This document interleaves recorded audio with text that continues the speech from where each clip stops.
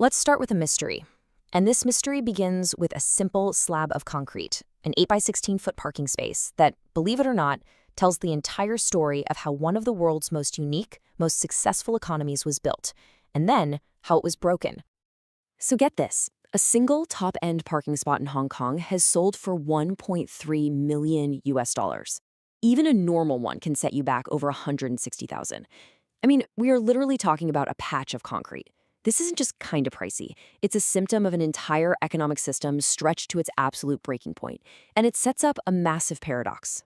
Because right next to all these million-dollar properties, you find miles and miles of untouched, pristine nature.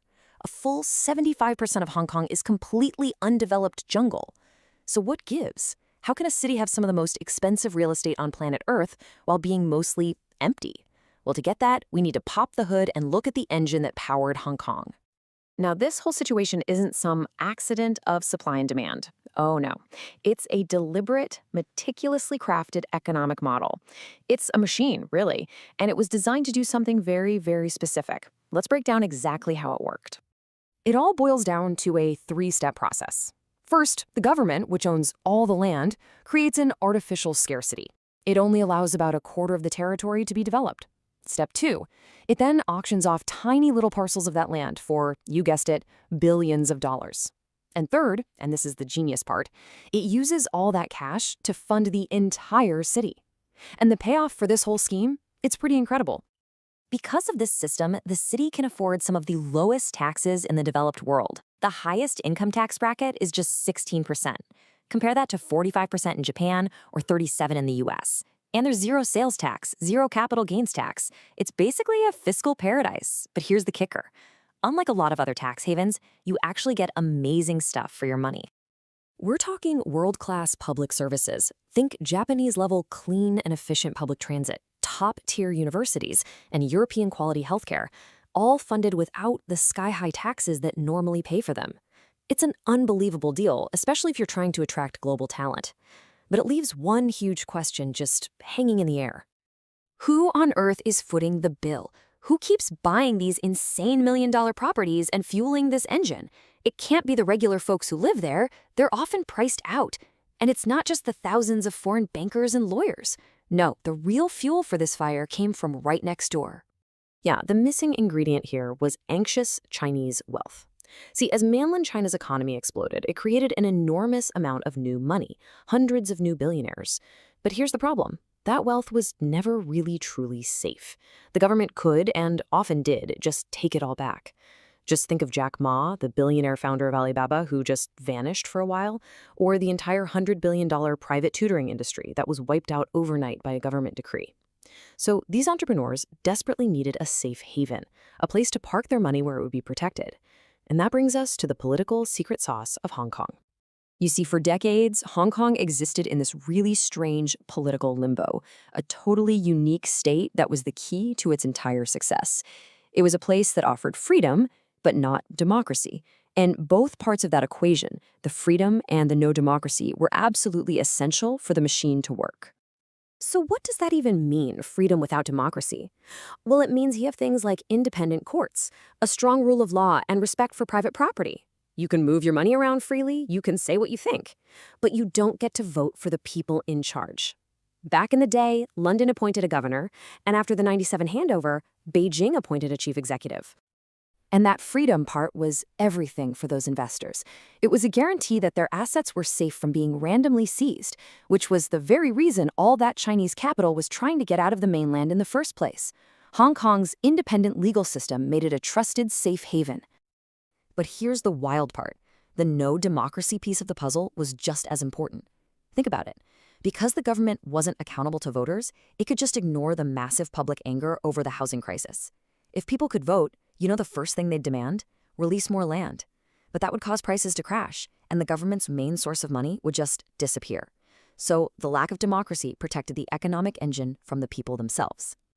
And this completely unique political setup created a completely unique city.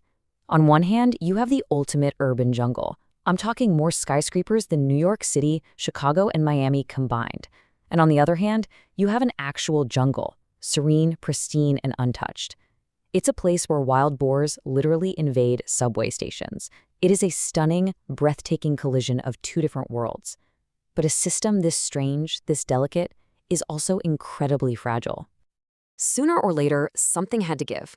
This paradox was always going to resolve itself. The only question was how. And for a little while, it looked like the people might use their freedom to finally win democracy. But, well, that's not quite what happened. In 2019, millions of people poured into the streets in a massive pro-democracy movement that lasted for nearly a year. But in 2020, while the rest of the world was totally distracted by the pandemic, Beijing made its move.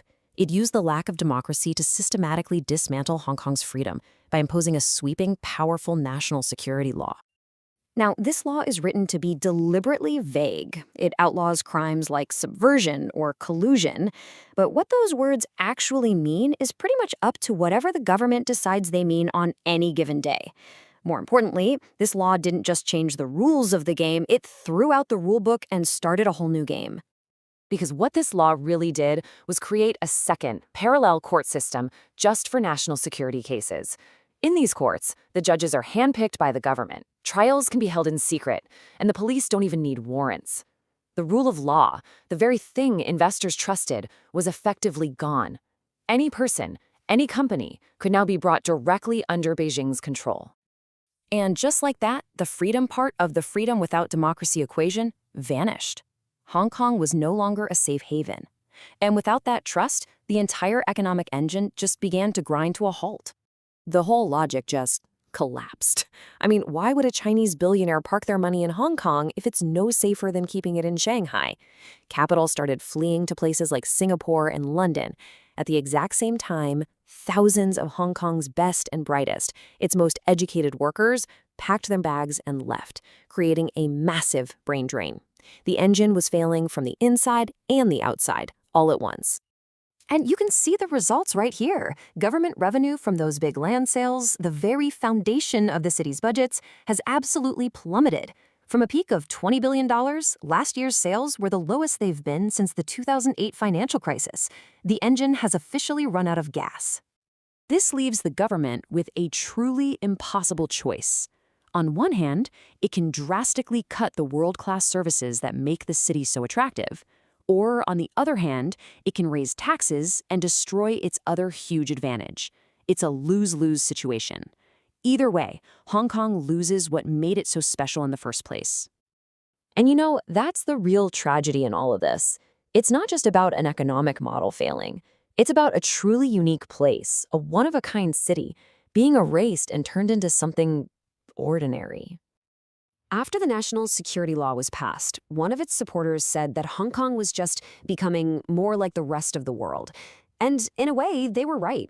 But that was the one thing everyone who loved the city was terrified of. That was their worst fear. And so it leaves all of us with one final, kind of haunting question. When a city loses the very thing that makes it unique, what's really left?